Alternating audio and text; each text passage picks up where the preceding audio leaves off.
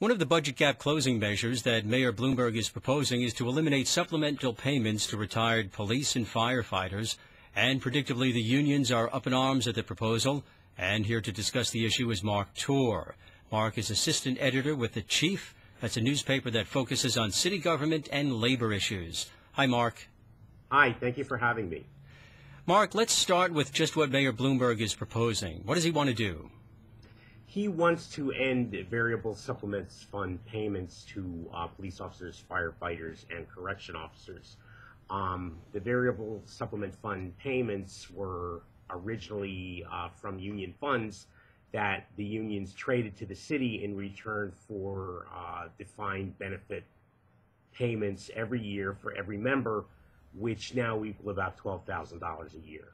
And what's the union reaction to the mayor's plan?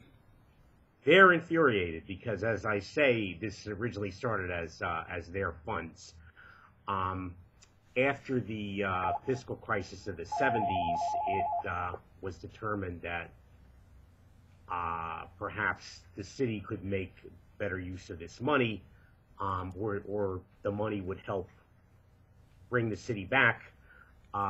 So that's the basis of the deal. It was estimated that under Mayor Giuliani, he had $4 billion extra to play with because of these funds. Now, these individual payments started out rather small to the retirees, but they have grown over time. Is that right? Yes. They started out around $2,000. And where do they stand now? $12,000 a year. What is this costing the city? Well, it depends on who you believe. Mayor Bloomberg says it costs them $1 billion a year. The police unions say that the city has not kicked any money into the fund since 1995.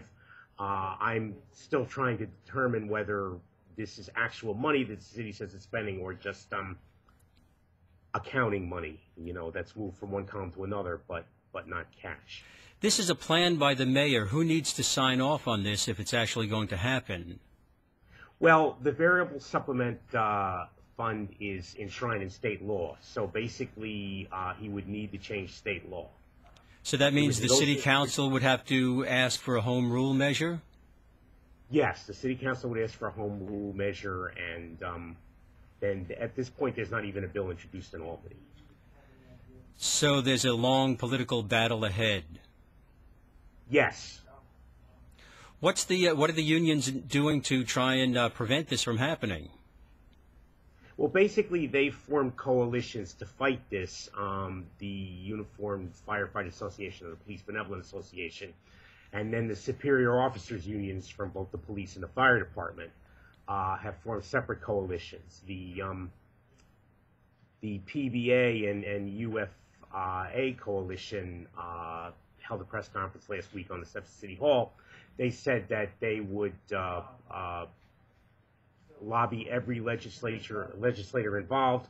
Everyone on the city council would have to vote on a home rule message, and every legislator in Albany who's been the benefit of police lobbying and support, because they would have to eventually vote on it. Mark Toor. Mark is the assistant editor with The Chief. That's a newspaper that covers city government and labor issues. Thank you, Mark.